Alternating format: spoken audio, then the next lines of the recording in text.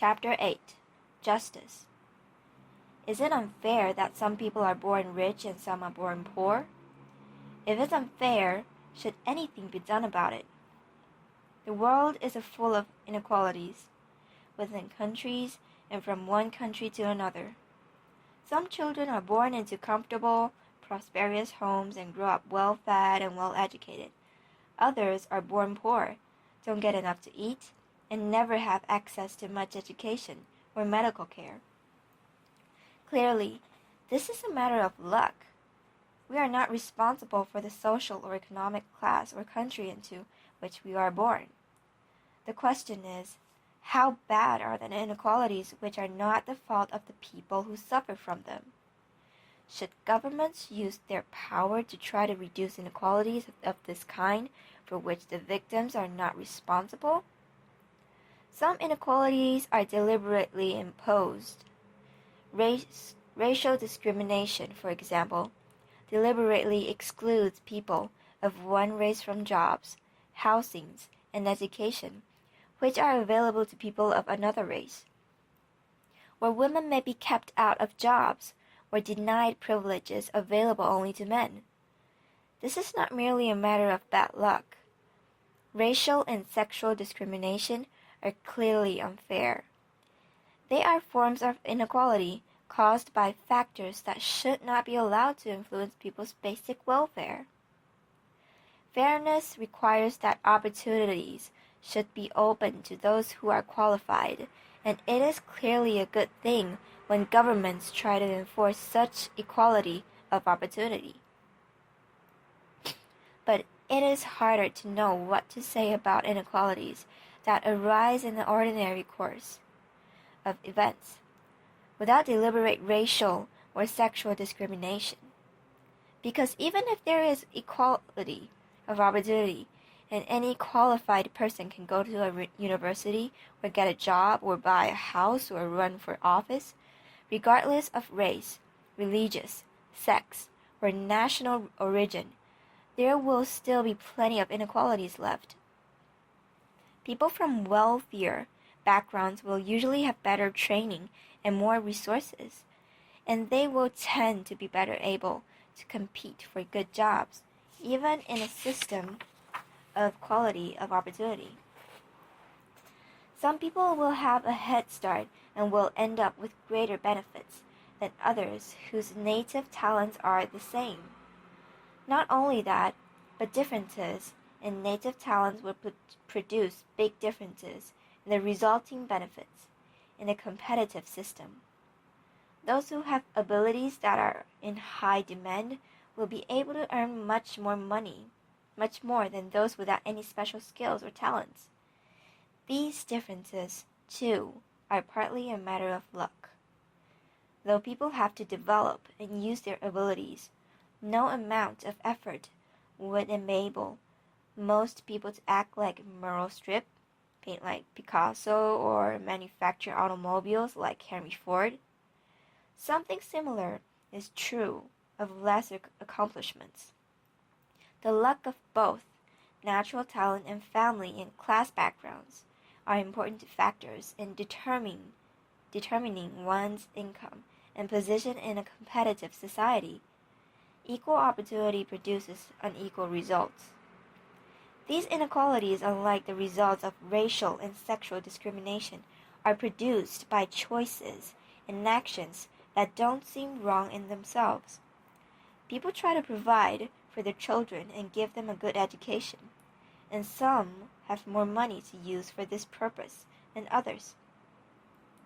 People pay for the products, services, and performance they want, and some performers or manufacturers get richer than others because what they have to offer is wanted by more people. Businesses and organizations of all kinds try to hire employees who will do the job well and pay higher salaries for those with unusual skills.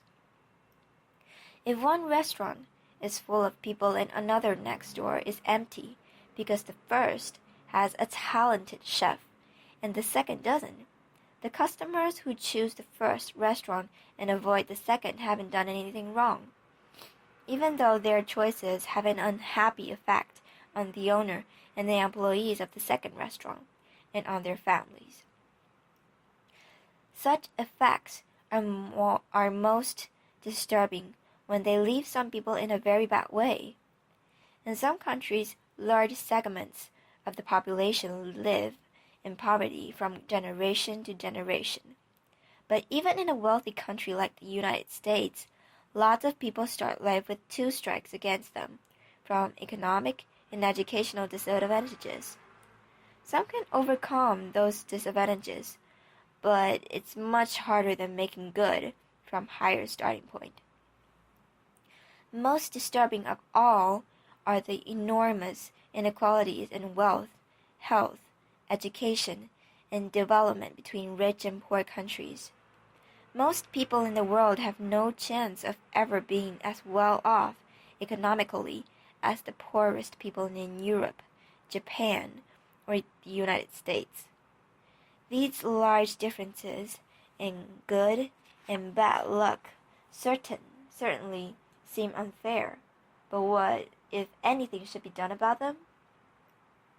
We have to think about both the inequality itself and the remedy that would be needed to reduce or get rid of it. The main question about the inequalities themselves is what kinds of causes the inequality are wrong. The main question about remedies is what methods of interference with the inequality are right. In the case of deliberate racial and sexual discrimination, the answers are easy. The cause of the inequality is wrong because the discriminator is doing something wrong, and the remedy is simply to prevent him from doing it. If a landlord refuses to rent to blacks, he should be prosecuted. But the questions are more difficult in other cases.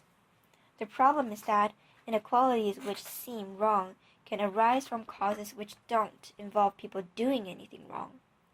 It seems unfair that people born much poorer than others should suffer disadvantages through no fault of their own. But such inequalities exist because some people have been more successful than others at earning money and have tried to help their children as much as possible.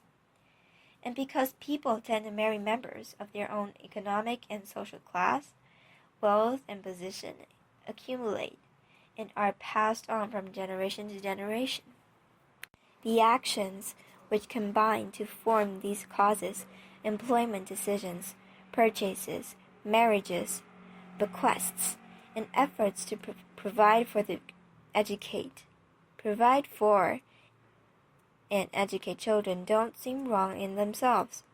What's wrong, if anything, is the result that some people start life with undeserved disadvantages.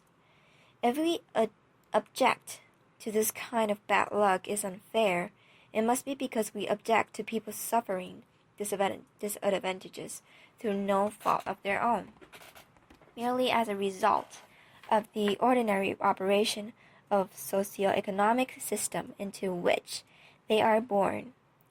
Some of us may also believe that all bad luck that is not a person's fault, such as that of being born with a physical handicap, should be compensated if possible. But let us leave those cases aside in this discussion. I want to concentrate on the undeserved inequalities that arise through the working of society and the economy, particularly a competitive economy.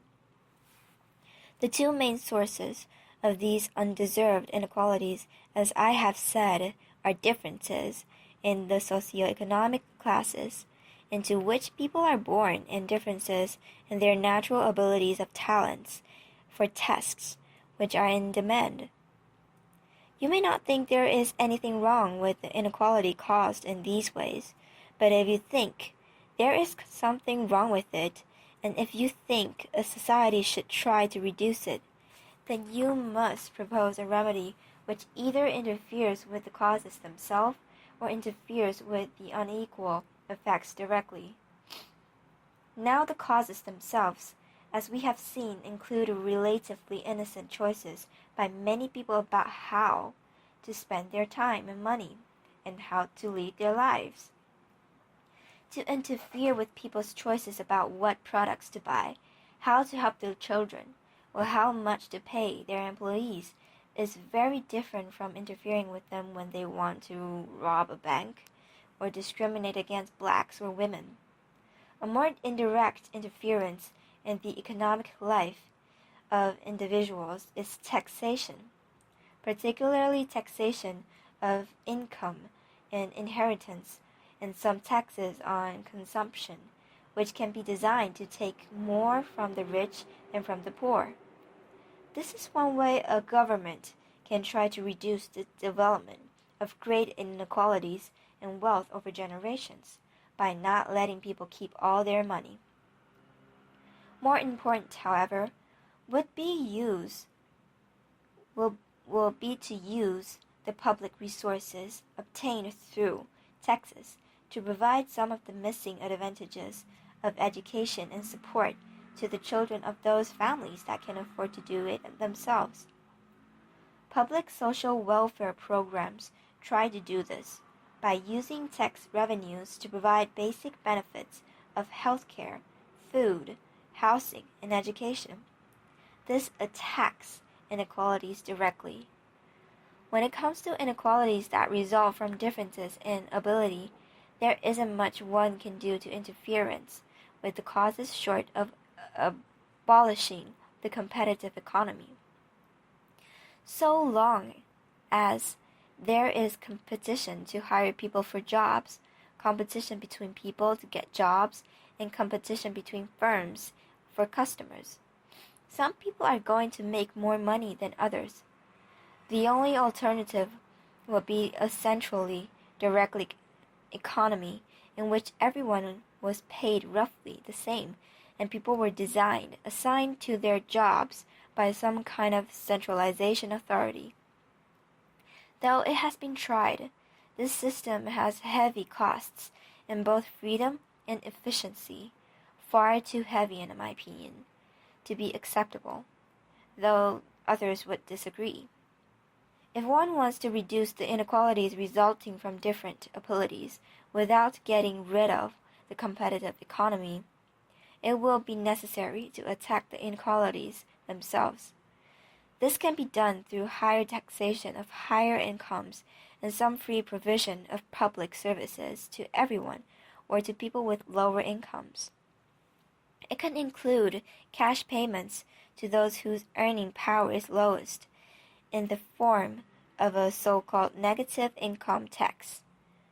None of these programs would get rid of undeserved inequalities completely, and any system of taxation will have other effects on the economy, including effects on employment and the poor, which may be hard to predict. So the issue of a remedy is always complicated. But to concentrate on the philosophical point, the measures needed to reduce undeserved inequalities arising from differences in class background and natural talent will involve interference with people's economic activities, mainly through taxation. The government takes money from some people and uses it to help others. This is not the only use of taxation, or even the main use. Many taxes are spent on things which benefit the well-off more than the poor. But redistributive taxation, as it is called, is a type relevant to our problem. It does involve in the use of government power to interfere with what people do, not because what they do is wrong in itself, like theft or discrimination, but because it contributes to an effect which seems unfair. There are those who don't think redistributive taxation is right, because the government shouldn't interfere with people unless they are doing something wrong, and the economic transaction that produce all these inequalities aren't wrong, but perfectly innocent. They may also hold that there's nothing wrong with the resulting inequalities themselves, that even though they're undeserved and not the fault of the victims, society is not obliged to fix them. That's just life, they will say. Some people are more fortunate than others. The only time we have to do anything about it is when the misfortune is the result of someone's doing a wrong or someone else. This is a controversial political issue, and there are many different opinions about it. Some people object more to the inequalities that come from the socioeconomic class a person is born into than to the inequalities resulting from differences in talent or ability.